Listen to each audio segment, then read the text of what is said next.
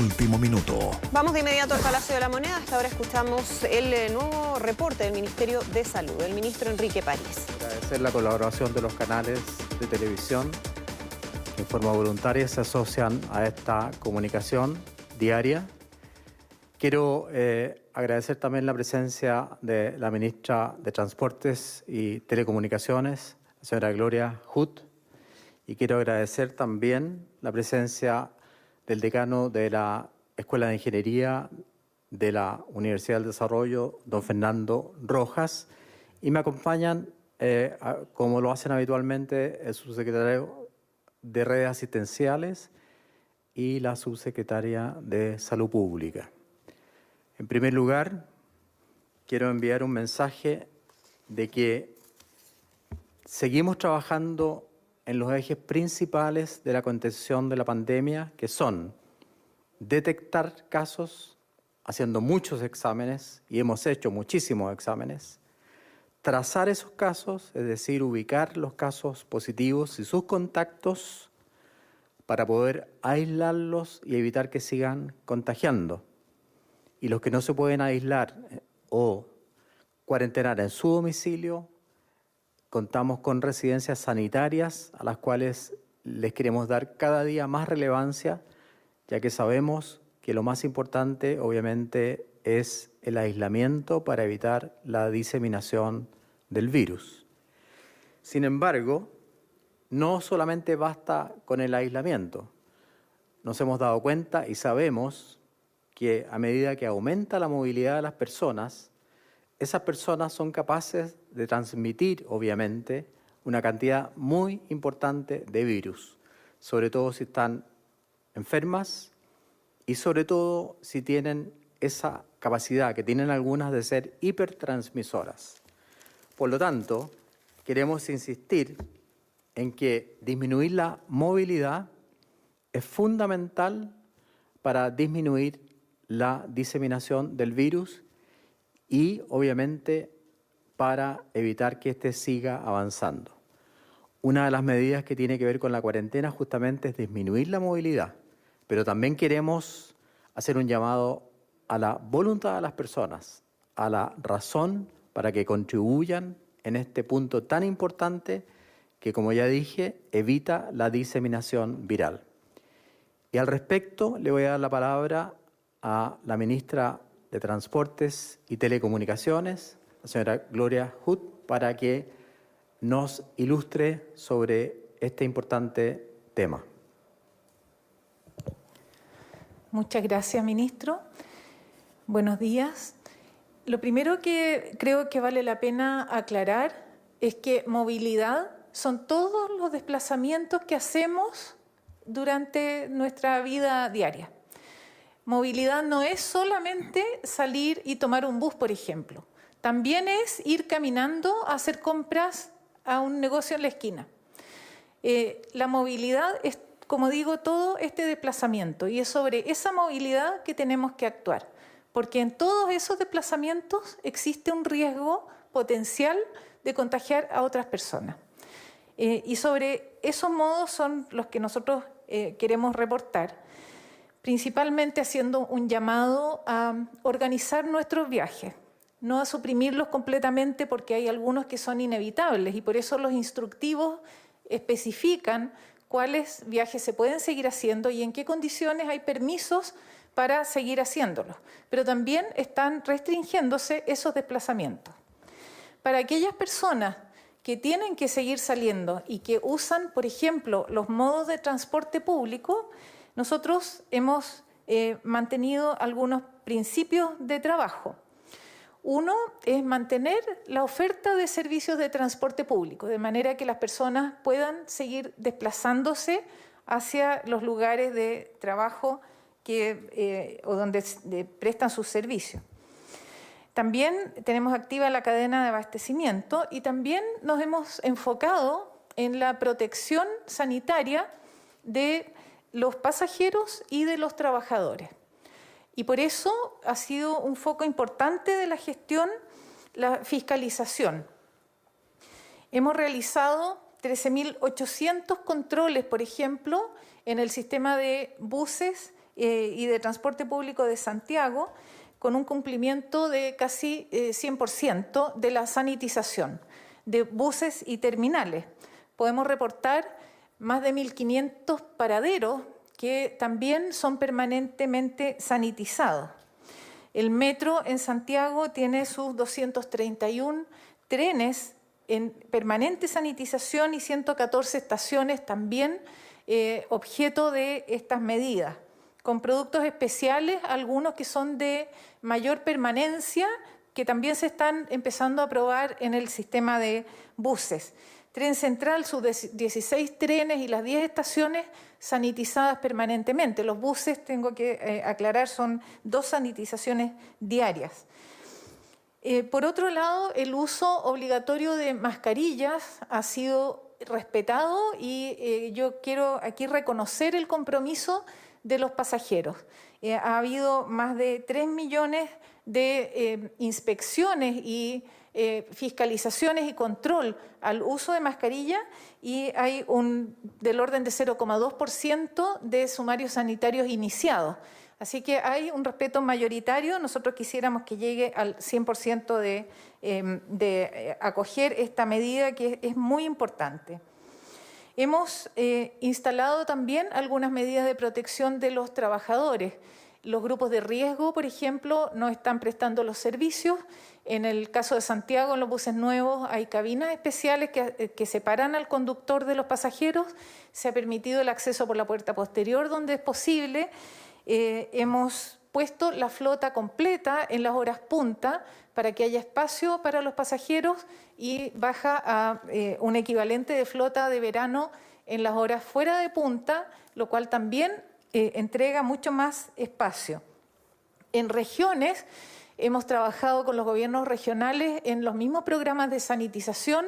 Hay empresas privadas que también han aportado en la minería en el norte, por ejemplo, para materiales y elementos de limpieza de los buses y control a través de las asociaciones y de las empresas operadoras. En la misma forma, hemos dado seguimiento a las tendencias de movimiento de las personas y hemos encontrado algunas que nos preocupan. La primera es que cuando se instalan las medidas de cuarentena, por ejemplo, de restricción de circulación, vemos efectivamente una caída importante en los viajes, inmediata. Pero en la medida que pasa el tiempo, gradualmente vemos que empiezan a aumentar los viajes de nuevo, en pequeños porcentajes, en 3%, en 4%, pero todas las semanas aumentando. Lo que nosotros queremos es volver a generar esta conciencia de respetar las cuarentenas. Aparentemente la tendencia es a que esa cuarentena en el tiempo se vaya relajando y eso implica un mayor riesgo para las personas. Por otro lado, una tendencia que también nos preocupa es que al haber menos tráfico en las calles en todo Chile, las velocidades se han incrementado mucho. Y eso es un mayor riesgo de accidentes y riesgo también, en caso de accidente, de ocupar espacio en hospitales que necesitamos ahora para las personas que están afectadas por coronavirus. Así que creo que hay un compromiso en el que todos tenemos que seguir colaborando para reducir esta movilidad y protegernos y cuidarnos entre todos. Muchas gracias, ministra Huth. Le doy la palabra al decano Fernando Rojas para que también nos ilustre sobre el tema de la movilidad desde otro punto de vista. Fernando. Muchas gracias, ministro. Gracias por la invitación y una alegría poder compartir hoy día que, gracias a los estudios de movilidad que tenemos, podemos informar cómo la ciudadanía se está comportando en todas las regiones del país y en todas las comunas. Esto se hace a través de un seguimiento o estudios totalmente anónimos de más de 4 millones de celulares que permite que empaquetados en grandes grupos de miles de movimientos podamos informar cómo se está comportando la ciudadanía en periodos de pandemia, lo cual es útil e importante para hacer un seguimiento al cumplimiento de las cuarentenas y de los objetivos de ellos para enfrentar la pandemia. Esto lo hacemos con el apoyo de Telefónica y de Cisco. Y también agradecemos al ministro de Ciencias que ha empujado para que estos datos los pongamos a disposición de la comunidad y que sean útiles precisamente para más estudios en esta dimensión. Lo que creo que es más relevante, ministro, es que podemos constatar que en todas las regiones ha habido reducción de la movilidad. Sin embargo, destacar que en ninguna región hemos llegado a un 40% de reducción. Luego, si uno mira, la región que ha tenido una mayor reducción es la región metropolitana, con un 39%, si es que miramos cómo ha sido su reducción de la movilidad comparando la última semana, hasta el domingo, con lo que fue la segunda semana de marzo, justo antes de las medidas que llevaron a reducir el movimiento de los colegios y precisamente de las instituciones de educación superior.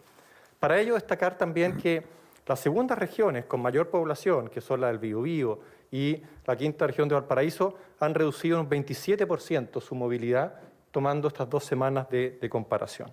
Creo que es importante destacar que este estudio se puede entregar en forma periódica y es útil para todas las regiones y las comunas, es decir, para los alcaldes puede ser importante también poder tener este seguimiento periódico y que pueda permitirles ver cómo se está comportando la población en su comuna semana a semana. Así que en ese sentido, ministro, contentos de poder poner a disposición desde el Instituto Data Science de la Universidad del Desarrollo este análisis. Muchas gracias, decano. A continuación, le cedo la palabra a la doctora Paula Daza, subsecretaria de Salud Pública, para que nos relate el reporte de casos de hoy día. Doctora Daza. Muy buenos días.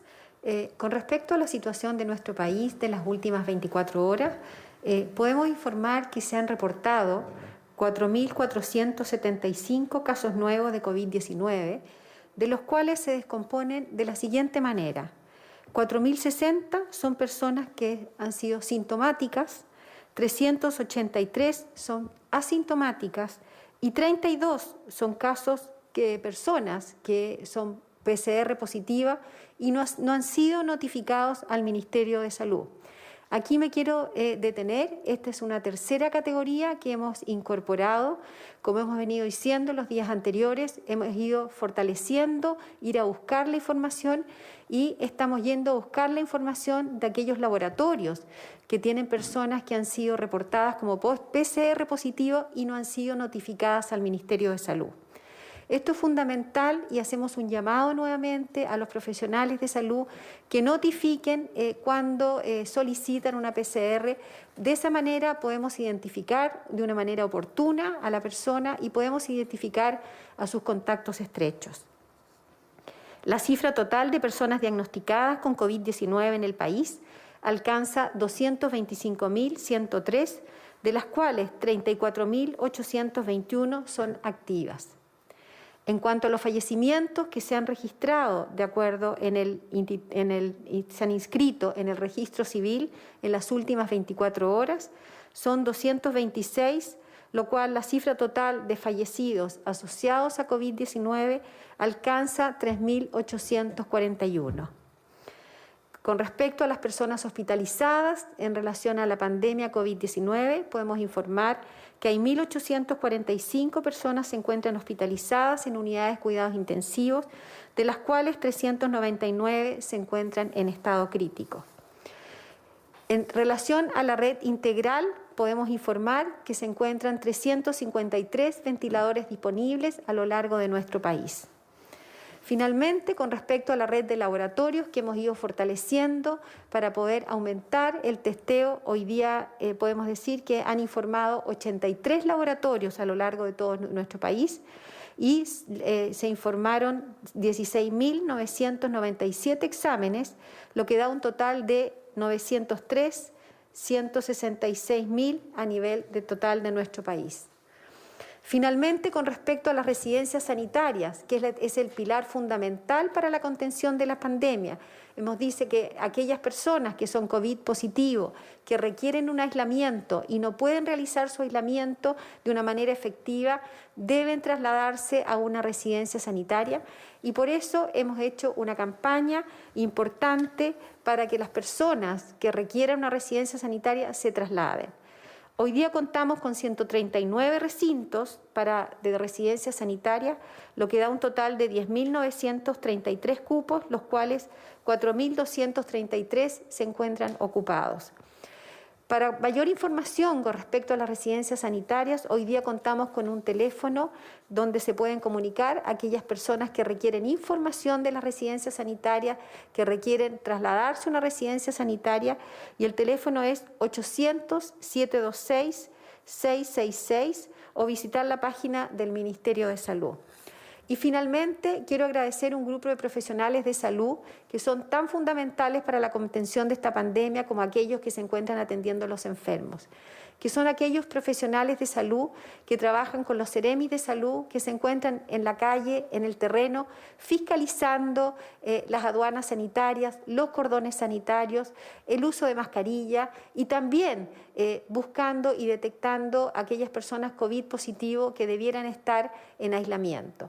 Quiero dar un agradecimiento, ellos están en terreno, están trabajando de una manera muy importante para la contención del coronavirus. Muchas gracias, doctora Daza. Quiero destacar dos cifras. 903.166 exámenes. Vamos a llegar pronto al 1.000.000 de exámenes. Es el país de Latinoamérica que hace más exámenes de detección de coronavirus por millón de habitantes y mantenemos una letalidad de 1.71%. Eso, como dijo la doctora Daza, gracias al esfuerzo del equipo de salud. Pasamos a las preguntas. Ministro París, queríamos saber estas 32 personas con PCR positivo y que no han sido notificados. ¿Son de la región metropolitana, sus edades, su categorización y si esta categoría se va a seguir repitiendo este nuevo desglose mañana y pasado? 30.000. Doctora Daza, por favor. Con respecto a la información, son de todo el país, son de la región metropolitana y también son de personas de todas las regiones de nuestro país. Se va a informar en el reporte que sale todos los días en la página y además efectivamente es una nueva categoría porque hemos detectado que hay personas que tienen este PCR positivo, se hacen el examen y no han sido notificadas al Ministerio de Salud para poder hacerle un seguimiento de su persona y sus contactos. ¿Ya se están rastreando sus contactos estrechos? Estas personas se están buscando, se están identificando y se comienza efectivamente el análisis de sus contactos estrechos. Perfecto. Y también para la ministra de Transportes, Gloria Hood, preguntarle si se está avanzando, si se está estudiando la posibilidad de esta APP para avanzar en la trazabilidad de los casos, estas APP, los celulares que funcionaron en su minuto en Corea y también en Madrid, bastante efectivas para ir avanzando en trazabilidad. Todos los esfuerzos que apunten a detectar los casos y a contener los contagios son parte del análisis y creo que el doctor París tiene más propiedad que yo para informar sobre las decisiones. Lo que nosotros vemos son las metodologías que se han usado en distintas partes. En general apuntan a obtener información. En Corea, por ejemplo, fue muy eficaz una APP en que las personas reportaban sus condiciones. Estaba muy apoyado en la colaboración de la propia población. Hay otros países donde se detectan señales de dispositivos, como muy similar a lo que ha reportado Fernando Rojas hace poco rato, y también es muy eficaz para controlar el respeto de las cuarentenas. Así que hay una diversidad de métodos y es la mesa de datos y la autoridad sanitaria la que tiene que determinar cuáles van a usarse definitivamente. Y finalmente preguntarle también a la ministra Hood con respecto a la movilidad. Este es un tema que ya se venía alertando por ejemplo, varios estudios. Espacio Público también, hoy día la Universidad de Oxford saca también un estudio donde da cuenta de que Chile tiene muy pocas restricciones en cuanto, por ejemplo, al sistema público. ¿Se podrían, por ejemplo, reducir los horarios del funcionamiento del Transantiago, el metro? Si uno revisa los casos en el mundo y las recomendaciones de la Unión Internacional de Transporte Público, suspender los servicios de transporte público es algo que no se ha adoptado como una decisión. Lo que se hace es entregar suficiente capacidad y la protección con medidas como las que acabo de describir, la sanitización de los servicios, de los sistemas y de las instalaciones, la protección de los trabajadores, el uso de mascarillas, la información a los usuarios, pero los sistemas en la mayor parte de los casos han seguido funcionando, más aún, con más capacidad que la que debería operar si es que consideramos solamente la carga de pasajeros real, para justamente entregar más espacio para cada viajero. Así que por lo menos eso no está dentro de lo que nosotros estamos proyectando ahora. Sí, yo quería complementar con un dato a esa pregunta, y es por eso justamente que estamos insistiendo en reducir los permisos, en aumentar los controles, y hoy el presidente va a promulgar la ley que también aumenta las penas para la gente que no cumple, en relación a la pregunta que hizo la periodista anterior. Muchas gracias. Siguiente pregunta. Ministro, pero insistirle también en el tema de los teléfonos celulares, algo usted mencionaba en la mañana en una radio, ¿eso va a ser efectivo? ¿Va a ser así? ¿Va a haber un seguimiento, por ejemplo, a través de GPS? ¿Se va a garantizar la privacidad? Si pudiera, por favor, insistir en ese punto porque no quedó suficientemente claro, por favor. Ese punto es muy importante. De ninguna manera vamos a incidir o preocuparnos de no respetar la privacidad. Vamos a respetar la privacidad de las personas. Este no es un seguimiento persona a persona, es un seguimiento masivo del movimiento de los celulares que nos permite justamente, como habíamos adelantado, tratar de evaluar incluso el resultado de nuestras medidas. Sin embargo, para clarificar más esta respuesta, le doy la palabra al decano. Gracias, ministro. Es importante aclarar que estos son seguimientos totalmente anónimos y declarar que el seguimiento de las medidas es muy importante para evaluar cómo está funcionando en cada región y en cada comuna. Si uno quisiera poner acá una comparación, se ha hablado mucho, por ejemplo, de que tenemos que llegar al menos a un 50% de reducción de la movilidad. Eso no requiere seguimiento individualizado, eso requiere un seguimiento de todas las regiones, de todas las comunas con frecuencia, y lo que estamos viendo es que no hay ninguna región que esté llegando a un 50% en promedio de reducción. Luego creemos que es importante todas las medidas que ayuden a precisamente que las personas reduzcamos nuestra movilidad como una herramienta esencial en el control de la pandemia, donde no hay ningún riesgo de invasión a la privacidad, porque esto es completamente anónimo. Muchas gracias, decano. Ministro, y quería preguntarle dos cosas. Primero, subimos ayer que el presidente de la República había conversado con su par de Argentina y se hablaba de colaboración sanitaria. No sé si tiene más antecedentes sobre en qué se traduce esa colaboración. Ayuda de insumos, por ejemplo, se ha hablado también de traslado de pacientes. ¿Son esos algunos de los puntos que se trataron en esta colaboración sanitaria? Y segundo, si es que pudiera aclarar algo que había quedado pendiente en las conversaciones anteriores con usted, que es el tema de los ventiladores a las clínicas privadas, si es que se está beneficiando más a algunas que otras. Usted había quedado en entregarnos esa información, si es que la pudiera entregar ahora, por favor. Por supuesto, con mucho gusto. El presidente de la República ha conversado con el presidente de la República Argentina, República Hermana, el presidente Fernández, y obviamente hay el ánimo de colaborar entre ambos gobiernos o entre ambos estados. Y eso se va a ir materializando en el curso de los días. Personalmente, hoy día en la mañana, hablé con el ministro de Salud de Argentina, el doctor Ginés, a quien conozco hace mucho tiempo, de hecho, y hemos quedado también de acuerdo en iniciar un grupo de trabajo conjunto por vía Zoom para tratar de colaborar nosotros con ellos y ellos con nosotros. Y también vamos a sumar a Prosur a este diálogo que va a permitir que en estas circunstancias de pandemia que afecta muy importantemente en estos momentos a Latinoamérica, podamos unirnos como países hermanos, colaborar y trabajar en conjunto. ¿Para qué? Para ayudar a nuestros pacientes y evitar, obviamente, que tengamos deterioros graves en la salud de la población.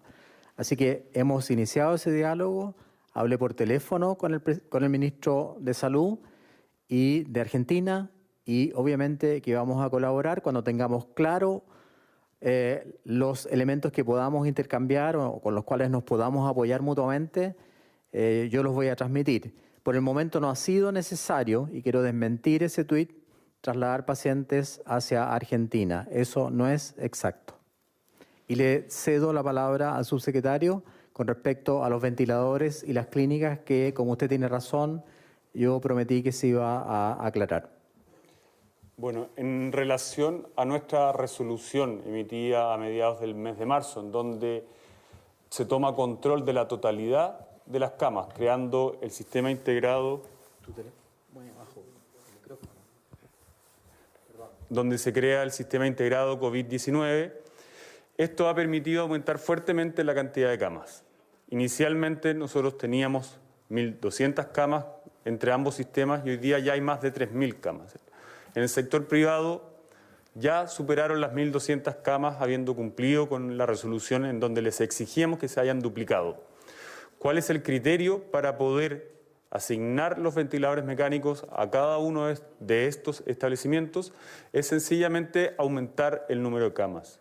Si cualquier establecimiento, sea público, privado, de Fuerzas Armadas, de Carabineros de Chile, tiene la facultad, tiene la infraestructura, tiene el personal y lo único que requiere es un ventilador mecánico para poner a disposición, ya sea de un paciente FONASA o un paciente ISAPRE, una cama adicional de cuidado intensivo, nosotros tenemos ventiladores para poder arrendarlos al sector privado y habilitar una cama y ponerla a disposición de la ciudadanía, sea, insisto, de FONASA o de pacientes ISAPRE. ¿Insisten eso? ¿Se arriendan? ¿No se regalan? Estos ventiladores se arriendan, ¿ya?, a todos los prestadores privados en base a la cantidad de días que se prestan para poder atender a los pacientes, insisto, de pacientes FONASA o de pacientes ISAPRE. Muchas gracias, subsecretario. ¿Preguntas? Subsecretario, entonces, ¿descarta la denuncia de que haya privilegios en unas clínicas sobre otras? Nosotros vamos a entregar los ventiladores a todos aquellos prestadores privados, prestadores públicos, prestadores de las Fuerzas Armadas, que soliciten y que tengan la capacidad para aumentar su número de camas. Muy buenos días. Ante la saturación de la red hospitalaria en comunas como La Granja, Puente Alto, Peñalolén también, han optado por habilitar en los consultorios camas de prehospitalización para pacientes que están esperando por cupos en recintos hospitalarios. Hasta 8 días han debido permanecer en estos consultorios hospitalizados. ¿Por qué se ha tenido que llegar a esta situación? ¿No está dando abasto o está fallando el sistema integrado COVID-19 y el traslado de los pacientes que debiese haber dentro de los mismos hospitales? Muy buena pregunta, se la voy a transmitir, se la voy a traspasar al subsecretario Zúñiga. Cuando uno ocupa la palabra consultorio, no todos los consultorios son iguales. Hay diferentes tipos de consultorios. Por lo tanto, quiero que Arturo Zúñiga aclare esa duda porque me parece muy relevante. Bueno, dentro de nuestro sistema de salud nosotros contamos con hospitales que ustedes bien conocen y dentro de la atención primaria están los SESFAM y están los servicios de urgencia de la atención primaria. Los servicios de urgencia de la atención primaria puede ser un SAPU y también puede ser un SAR, además de otros como servicios rurales, como los SUR y otro tipo de estrategias que existen en la atención primaria. Hay establecimientos como los SAR que cuentan incluso con camas de observación con redes de oxígeno.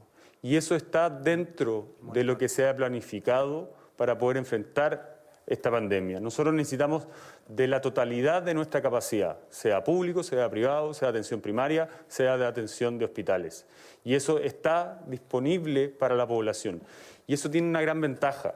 ¿Por qué? Porque el paciente, mientras antes reciba un tratamiento, menor es la posibilidad, la probabilidad de que ese paciente requiera de algo más invasivo como un ventilador mecánico. Por lo tanto, yo agradezco el trabajo y como usted mencionó, hay alcaldes como el alcalde del PIN, de la comuna de La Granja, que en su centro de especialidades ha habilitado camas para poder atender a la población. Lo mismo ha hecho el alcalde Rodolfo Carter, de la comuna de La Florida, en donde a un costado del hospital de La Florida habilitó un centro para poder tener una atención más pronta en este sentido de que necesitamos obviamente atender a los pacientes lo antes posible para evitar en un mayor número la posibilidad de que ese paciente requiera ventilación mecánica invasiva. Hay que reconocer que los centros de atención de alta resolutividad son obra del Estado de Chile. Hay gobiernos que anteriormente instalaron eso, hay que reconocer el trabajo de otros ministros de salud, ministras de salud que trabajaron en eso. Y como ha dicho el subsecretario Zúñiga, en los centros de alta resolutividad hay la capacidad, obviamente, de atender un paciente con oxígeno, incluso con monitorización, e incluso habían algunos que tenían ventiladores mecánicos, porque fue, obviamente, pensado de esa manera, para no hacer colapsar el sistema hospitalario y reforzar la atención primaria. Eso ya estaba en marcha, como digo, gracias al trabajo de otros gobiernos que hay que reconocer que contribuyeron justamente a mejorar el estado de salud del Estado de Chile. Buenos días. ¿Cuál es el diagnóstico de la evolución de la pandemia en regiones? ¿El crecimiento de casos activos en Magallanes es un rebrote? ¿Y cómo se evalúa la situación de la Araucanía, donde hay un 83% de ocupación, según el último reporte de la Sociedad Chilena de Medicina Intensiva? Nos preocupa, obviamente, Magallanes. Estamos atentos a todas las cifras. Las cifras se revisan todos los días. Incluso el presidente de la República participa en la revisión de cifras.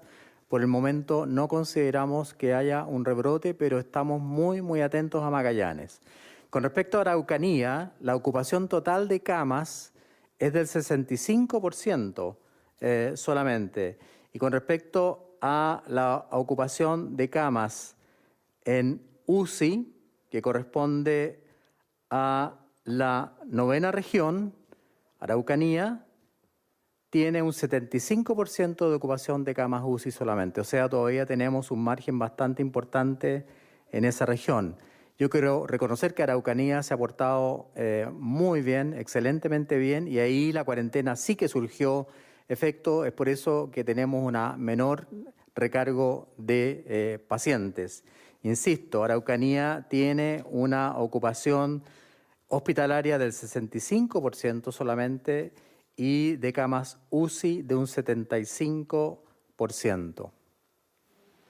Están las cifras, por si acaso las quieren conocer. Una pregunta más. Muy bien. Ministro, buen día.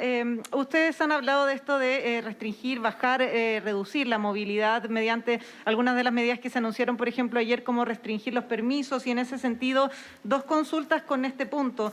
Se han detectado algunas personas que teniendo COVID-19 o teniendo que guardar cuarentena por ser un contacto estrecho, igual pudieron sacar su permiso en la comisaría virtual o obtener el permiso único colectivo. ¿Qué pasa ahí? ¿En dónde se produce el problema del cruce de datos?